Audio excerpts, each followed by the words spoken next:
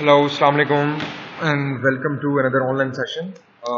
We will be discussing some more concepts about ICT, about computer fundamentals, and we will be discussing the topic transforming data into information today. Previously, we have discussed some major concepts of the computer components, input-output devices. Also, we have discussed some sharing protocols, some internet protocols, some data sharing techniques, and some vital concepts about the CLO PLOs, which we have to adopt. And this is one of the CLO, transforming data into information, how computer transform data into information and vice versa. Okay. अच्छा, इसमें हमारे पास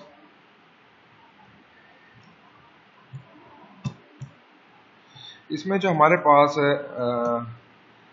सबसे पहली slide है उसमें how computers represent data. ठीक है, computers जो हैं वो कैसे शो करते हैं डाटा को। वो हमारे पास इसके अंदर दो सिस्टम्स होते हैं, नंबर सिस्टम और नंबर सिस्टम की ही फिर फर्दर टाइप होती है decimal number system. Number system होता है क्या, basically it's technique for counting. ठीक है, आपने कोई चीज़ काउंट करनी है, आपने कोई आपके पास नंबर ऑफ थिंग्स हैं जो कि आपने काउंटिंग के अंदर उनको लेके आना है, तो वो आपने उसके थ्रू, कंप्यूटर्स के थ्रू करना है। Several different number systems exist, बहुत सारे नंबर सिस्टम एग्जिस्ट करते हैं। डेसिमल नंबर सिस्टम है, इसी तरीके से बाइनरी नंबर सिस्टम है। ठीक है, डेसिमल नंबर सिस्टम क्या था, used by humans to count. आप जिस तरह करते हैं 1 2 3 4 5, ये ह्यूमन स्ट्रेटजी है कि वो इस तरह काउंट करते हैं। ठीक है, contains 10 distinct digits.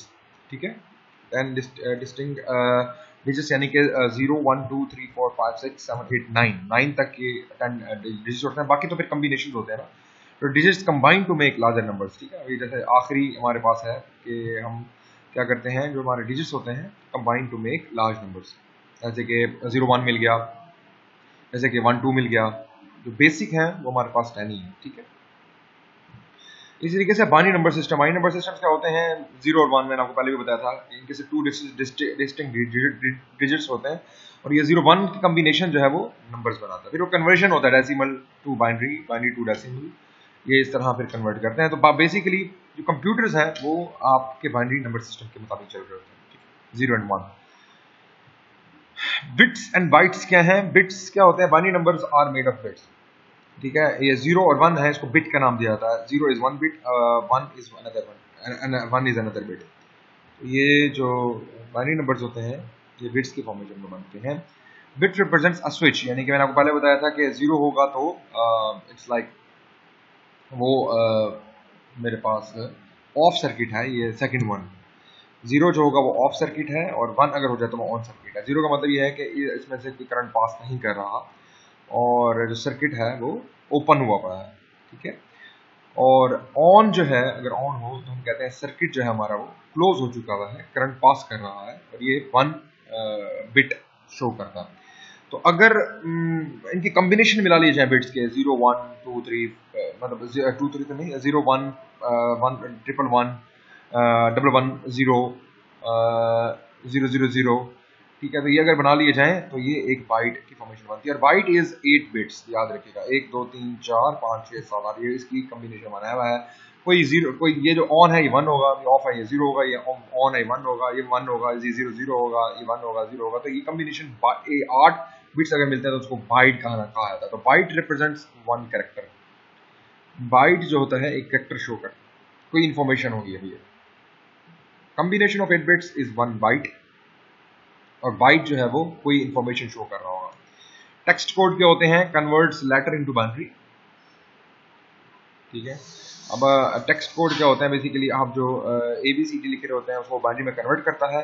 Standard codes necessary for data transfer, तो जो स्टैंडर्ड कोड्स हैं वो डाटा ट्रांसफर के लिए इंतहाई जरूरी है। यानी कि आप जो लेटर है, यानी कि L है, उसके नीचे कौन सा बाइनरी है, ये सारे जो अल्फ़ाबेट्स हैं उसके नीचे कौन कौन से बाइनरीज हैं, तो वो कॉम्बिनेशन मिला के तो वो कन्वर्ट करता है। ठीक है, ASC double two American English symbols, ये सारे जो है ना ये कोड्स हैं, ये ग्राफिक्स एंड अदर सिंबल के extended ASC2 Unicode all languages on the planet. तो ये जो है ना, ये हमारे पास अमेरिकन इंग्लिश सिंबल्स हैं, वो बेसिकली बाइनरी में किस तरह कन्वर्ट होते हैं। ये एक स्टैंडर्ड्स हैं।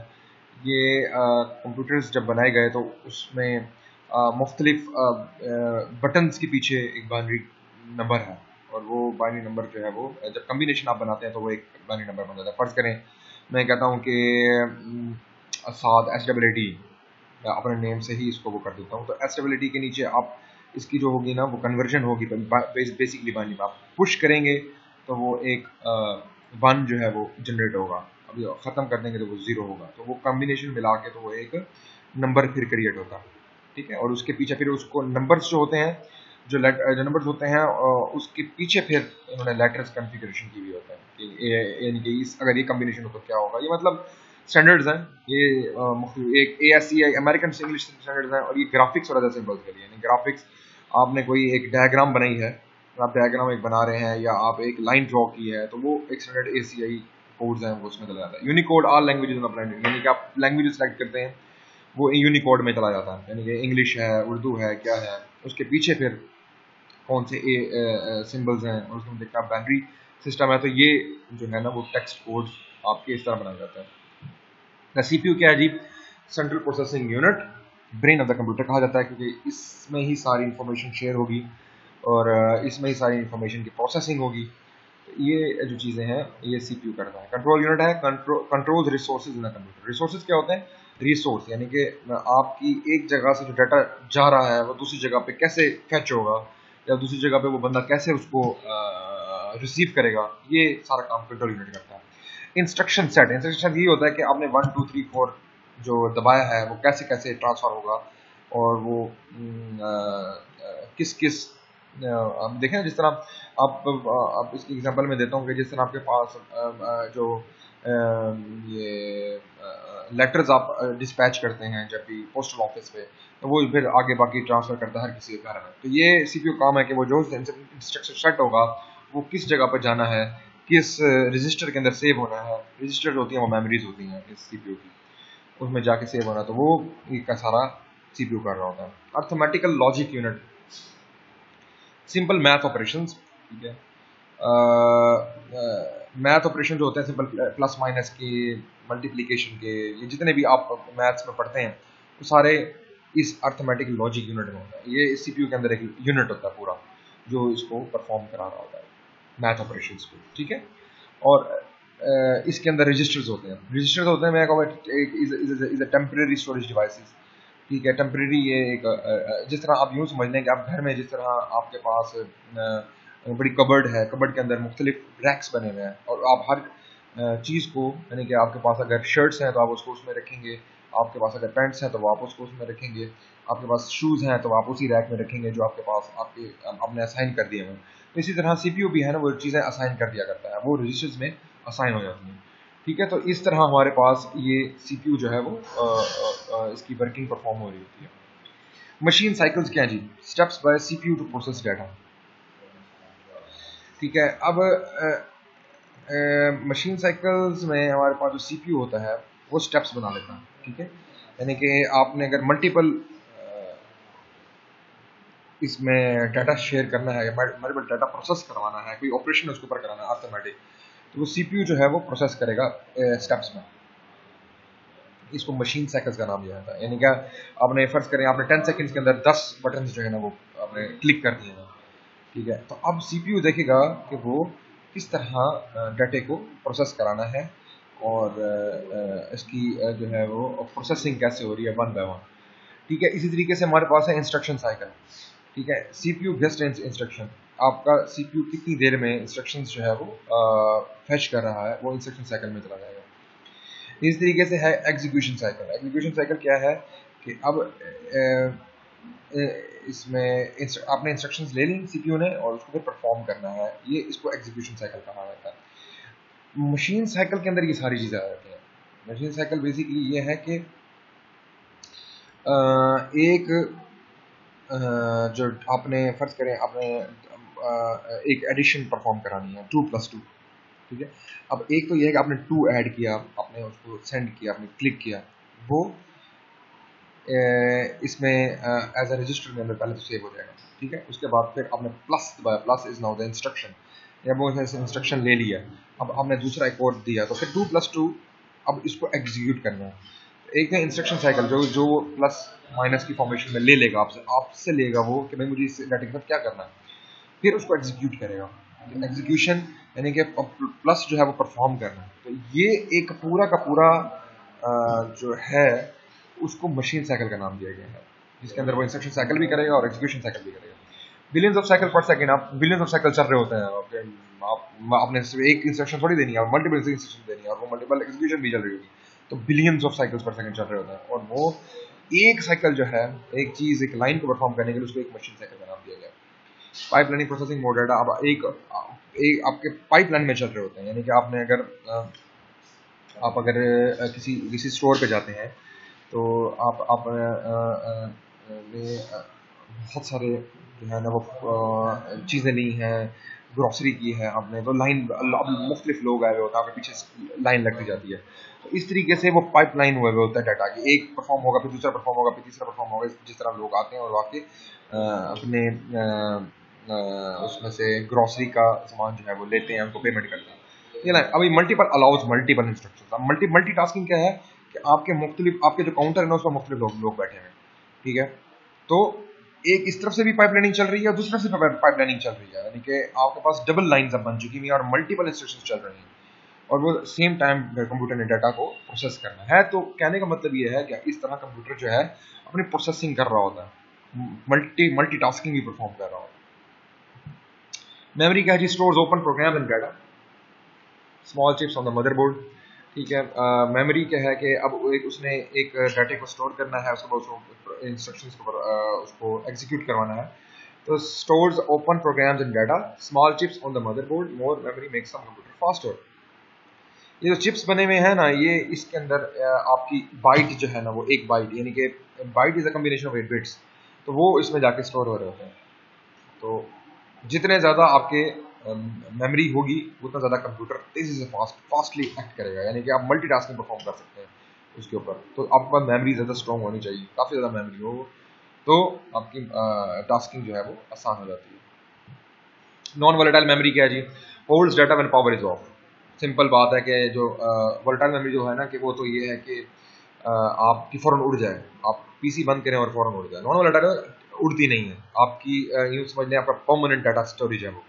तो रीड ओनली मेमोरी जो रोम है ये स्टोर करता है। बेसिक इनपुट और BIOS, BIOS is an important feature, basic input output system कहा जाता है इसे, ठीक है। और power on self test, POST, ये पावर ऑन सेल्फ टेस्ट का मतलब ये है कि जब आप पावर ऑन करते हैं तो खुद ही अपना टेस्ट जनरेट करता है कि मेरी हर चीज़ सही चल रही है कि नहीं चल रही।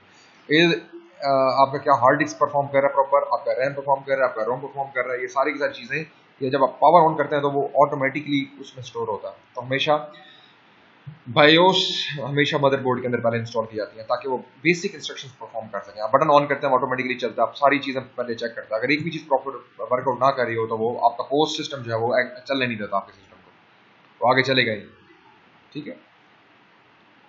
तो ये है हमारे पास नॉन वोलेटाइल मेमोरी।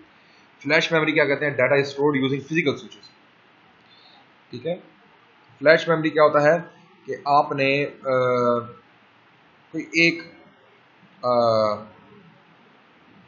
जिस तरह आपके पास कैमरा कार्ड्स होते हैं, यूएसबी की चेन्स होती हैं, ठीक है, ये वो हैं कि जिसके अंदर वो आपने फ्लैश करते हैं कि जिस तरह कैमरे का फ्लैश होता है ना, वो मारता है और वो फैच कर लेता है डाटा, ठीक है। जब आप कैमरा यूज़ कर रहे होते हैं, आप देखा होगा जब आप फ्लैश मारते हैं तो वो उसको ब्राइट करके और उसका इमेज कैप्चर कर लेता है, ठीक है। तो इसी तरीके से वो कहता है ये फ्लैश मेमोरीज जो होती है ना, ये भी एक special form of non volatile memory होती है, ठीक है। फिजिकल स्विच बेसिकली जिसको कहते हैं, यानी कि आपने बंद दबाया, आपने या ए दबाया या एस दबाया, तो ये फ्लैश अब आपने क्लिक किया जस्ट एक, और वो क्या किया उसने इमेज कैप्चर कर लिया उसका, कि भाई ए दबाया, ठीक है। इस तरीके से कैमरा कार्ड्स एंड यूएसबी की, तो flash memory is special type of memory जो कि कंप्यूटर अपना इंफॉर्मेशन फैच करने के लिए यूज कर रहा होगा, ठीक है। वोलेटाइल मेमोरी बस ये तो ये है ना कि आपके पास रैम होता है, रैम के अंदर आप जो है ना, आपने रैम को एक्सेस करने के लिए आपने डाटा पावर लाजमी ऑन रखनी है, अदरवाइज वो वोलेटाइल मेमोरी है, वो उड़ जाएगी, वो आपके पास डिसअपेयर हो जाएगी, ठीक है। CPU reads data using the addresses, data अब रैम जो है ना वो एड्रेसेस की फॉर्म में, यानी कि मैंने आपको पहले बताया था एड्रेसेस के तौर पे वो सेव करता है। एक दफा शायद बताया था कि इंटरनेट में जिस तरह आप देख रहे होते हैं ना कि आप 1.2.3 इस तरह, अब इस तरह रैम में भी हर जो रैक है उसका एक डाटा है, उसका एक एड्रेस है, और उस एड्रेस को CPU रीड करता रहता है कंटिन्यूअसली, यानी कि इस इधर से उठाया, उधर से उठाया, इधर से तीसरे से उठाया, उसको एक्शन परफॉर्म करा दिया। कंपोनेंट्स अफेक्टिंग स्पीड, तो ये है जी आपके कंपोनेंट्स हैं मुख्तलिफ, ये रैम लगी हुई है, यहाँ पे CPU यूनिट है, एक कैशे है, ये पूरा का पूरा मदरबोर्ड है, ये रैम्स लगे हुए हैं, और क्लॉक है। क्लॉक का मतलब ये होता है कि वो एक पल्स देता है, एक सिग्नल दे देता है कि अब ये उठा लो, अब ये उठा लो, अब यहाँ से डाटा उठा लो, अब यहाँ से डाटा उठा लो, ठीक है। और ये डाटा बसेस हैं, मैं आपको बताया था ना कि इस तरह इसमें एक जब मदरबोर्ड खोलेंगे ना तो इस तरह आपके बेस के ऊपर, बेड के ऊपर इस तरह की डायग्राम्स बनी हुई होती हैं, तो यहाँ से डाटा जा रहा होता है, रिसीव कर रहे होते हैं, लाइंस बनी हुई होती हैं, ठीक है। Registers, number of bits processor can handle, word size, ठीक है। मैं आपको बताया ना कि आप वर्ड जो इस पर लिख रहे होते हैं ABCD, तो वो एक बिट्स की फॉर्मेशन में पीछे जा रहा होता है और बाइट की फॉर्मेशन में रजिस्टर में सेव हो रहा होता है। Larger indicates more powerful computer, increase by purchasing new CPU। तो रजिस्टर्स, CPU प्रोसेसर्स जो होते हैं वो उसमें रजिस्टर्स होते हैं, तो जितना बड़ा CPU होगा, मतलब कहते हैं ना कि वो CPU जो है इतने उसका है, मेगाबाइट्स का है, ठीक है। तो कोर टू डू जिस तरह होता था, डुअल कोर जिस तरह होते थे, तो मतलब मेगाबाइट्स का मतलब है कि मेगा इज 10 टू पावर 6, तो इतने बाइट्स को वो at the same time perform करा सकता है। तो कहने का मतलब ये है कि जब आप रजिस्टर्स, जब आप फास्ट प्रोसेसिंग कराना चाहते हैं, तब आपको रजिस्टर ज़्यादा लेने पड़ेंगे, रजिस्टर ज़्यादा लेंगे तो CPU की इन्हांस करनी पड़ेगी प्रोसेसिंग पावर। इस तरीके से virtual RAM, computer is out of actual RAM, file that emulates RAM, computer swaps data to virtual RAM, least recently used data is moved, ठीक है। तो एक रैम होता है, एक वर्चुअल रैम होता है, ठीक है। वर्चुअल रैम का मतलब होता है कि जो एग्जिस्ट ना करे बट उसकी फिजिकल इंपॉर्टेंस हो, उसकी एक हमारे पास एक ट्रांसपेरेंसी इंपॉर्टेंस हो, ठीक है। Computer is out of actual RAM, यानी कि कभी कभी ऐसा होता है कि आपका जो डाटा है इस तरह का डाटा है जो कि रैम को कंट्रोल कर रहा है, ठीक है। Computer swaps data to virtual RAM, ठीक है। Least recently use data is moved, यानी कि यूँ समझ लें कि आपका जो वर्चुअल रैम जो है हमारे पास, उसके अंदर डाटा जो है वो इस तरह होगा कि आपका जो आखिरी इंस्ट्रक्शन होगी ना, हमारे फर्ज करें आपने दे दिया पहले साद दे दिया, साद इज अ गुड बॉय, अगर साद इज अ गुड बॉय अगर इस तरह लिख रहे हैं तो साद, अब एंड पे आखिरी जो आप जब हटाएंगे तो आपने बॉय लिखा होगा, तो बॉय जो है ना वो जाके टेम्परेरी वर्चुअल रैम में स्टोर हो जाएगा, ठीक है। The component computer is internal clock, ठीक है। तो कंप्यूटर्स इंटरनल क्लॉक का मतलब ये है, मैंने आपको बताया ना कि एक every tick causes a cycle, quartz cycle, quartz crystal, basically quartz जो है ना इज एक मटेरियल होता है, उसका एक क्रिस्टल बनाया जाता है जो कि अगर आप उसको वो क्या करता है, वो एक क्लॉक सिग्नल देता है, यानी कि एक सिग्नल दे दिया जब आपने एक चलाने के लिए, जब आपने 0 और 1 की फॉर्मेशन में चलाते हैं तो साइनोसाइडल एक इनपुट जनरेट हो रही होती है, ठीक है। तो क्लॉक पल्स इज लाइक के यूँ समझ लें कि एक पावर दे रहा है आपके रजिस्टर्स को, आपके बाकी रैम्स को और रोम्स को, एक उनको चलाने के लिए, ठीक है। उसकी एक इंटरनल क्लॉक होती है उसके ऊपर, यानी कि आप यूँ समझ लें, ये आपने देखा भी होगा जो आपके साइड पे या कंप्यूटर के साइड पे टाइम चल रहा होता है कंटिन्यूसली, यानी कि 1 1 2 3, बिल्कुल एंड पे अगर मैं खोल के दिखाऊं तो ये देखें ये साइड पे चल रहा है, तो ये एक क्लॉक है, ये क्लॉक पल्स है, यानी कि एक पल्स जनरेट होती है तो आपका 1 सेकंड मूव कर जाता है, तो इस तरीके से ये क्लॉक पल्स चलती रहती है।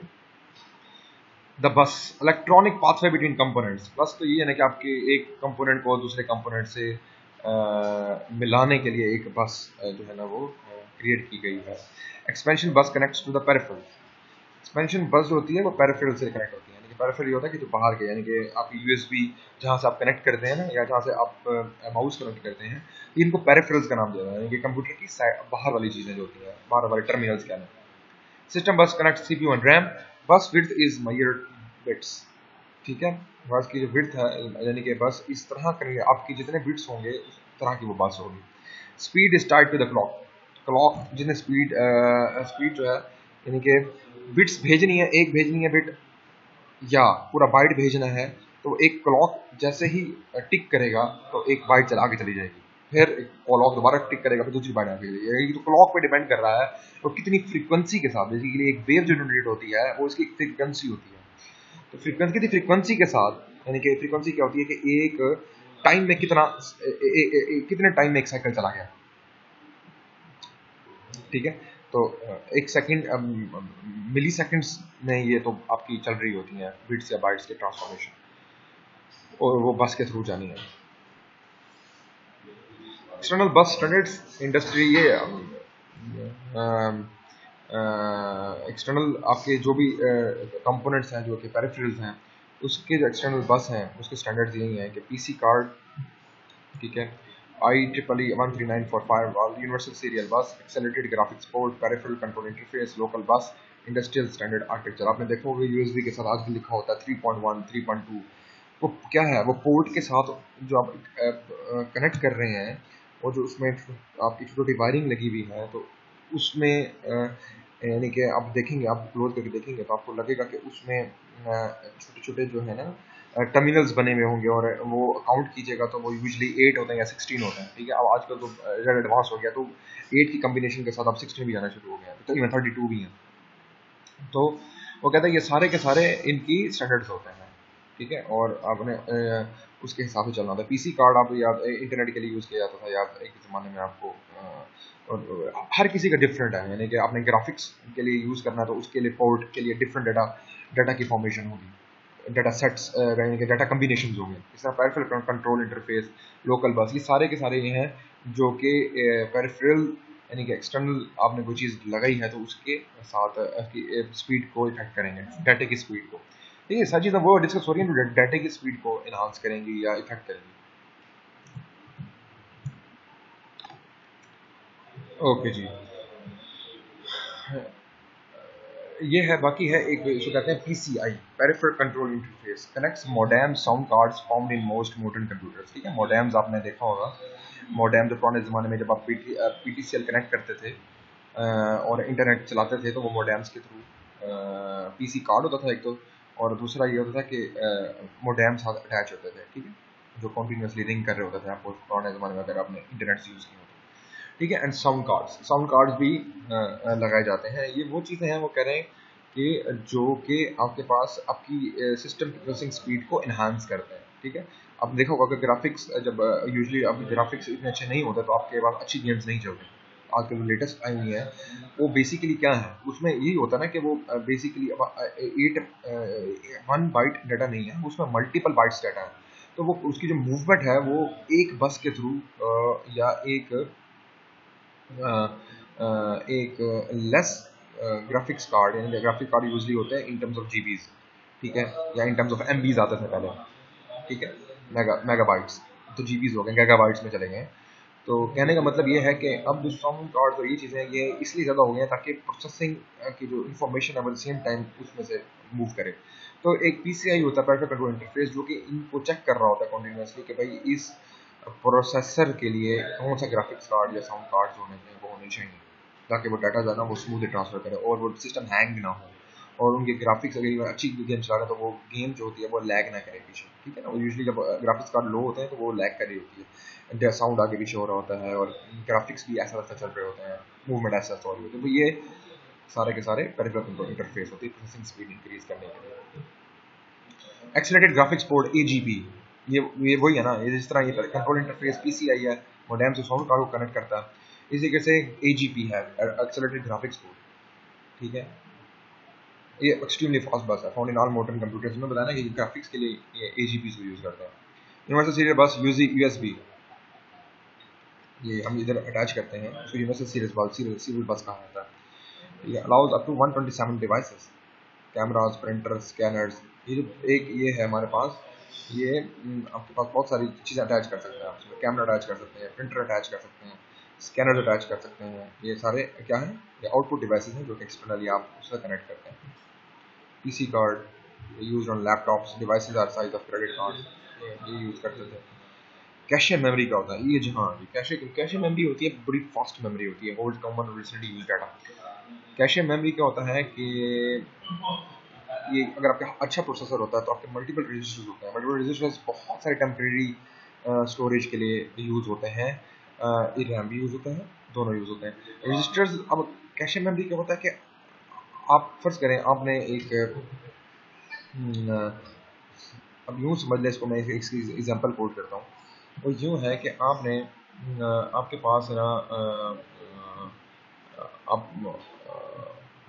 आपने कोई चीज़ चलानी है, आपने कोई इंफॉर्मेशन रन करनी है, तो आप तो आपके आपकी जो उसको चलाने के लिए उसको चलाने के लिए जो हेल्पिंग मटेरियल रिक्वायर्ड होगा ना, वो हमारे पास उसको कहते हैं कैशे मेमोरी। यानी कि फर्ज करें अब एक ग्राफिक एक आपने कोई चीज़ प्रिंट करनी है या कोई सॉफ्टवेयर आपने इंस्टॉल करना है, तो सॉफ्टवेयर इंस्टॉल करने के लिए आपको कुछ आर्टिफिशियल डाटा की ज़रूरत होती है जो कि उसको इंस्टॉल करा लो, और उसके बाद फिर आपको नहीं चाहिए होती है। तो cache memory is one kind of that. यानी कि किसी इम्पोर्टेंट चीज़ को इंस्टॉल कराने के लिए या किसी प्रोग्राम को रन करने के लिए एक मेमोरी होती है, उसको कहते हैं कैशे मेमोरी। वो बहुत फास्ट मेमोरी होती है, मूव करती है, काफ़ी फास्टली मूव करती है, और वो डिसअपीयर भी होती रहती है कॉन्टीन्यूसली।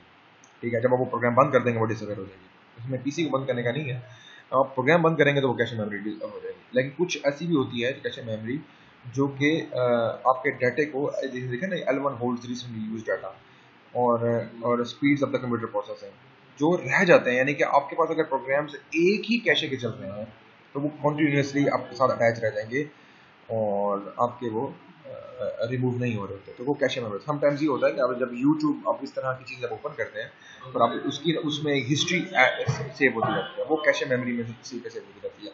और वो अब यूजली जब ऐसा होता है कि जब आप फुल हो जाती है वो कैशे मेमोरी, तो वो यूट्यूब की जो प्रोसेसिंग है ना होती ही नहीं है। फिर वो कहते हैं यार आप ऐसा करें, आप मेमोरी वो हिस्ट्री को जो ना और डिलीट करना है, तो कैशे मेमोरी को वो डिलीट करनी पड़ती है, वो कैशे मेमोरी में ही जाके स्टोर होता है। ठीक है, तो ये चीज़ें जो हैं ये आपके पास, और ऐसे पीसीज जो कि बहुत ज़्यादा देर तक चलते रहते हैं उसमें कैशे मेमोरी भी ऑटोमेटिकली स्टैक अप होती जाती है, तो ये मूव भी होती रहती है, लेकिन इतनी ज़्यादा क्योंकि प्रोसेसिंग हो रही होती है, बिलियन ट्रिलियन कमांड्स हो रही होती हैं, तो इसलिए वो हैवी हो जाता है और कैशे मेमोरी यूजली फिर आपको समटाइम्स डिलीट भी करनी पड़ जाती है। ओके जी, चलें जी, आज का लेक्चर यहाँ तक, फिर इंशाल्लाह मॉडर्न सीपीयूज जो है वो उनके बारे में डिस्कस करेंगे वो नेक्स्ट लेक्चर तक। Okay, all for now, thank you.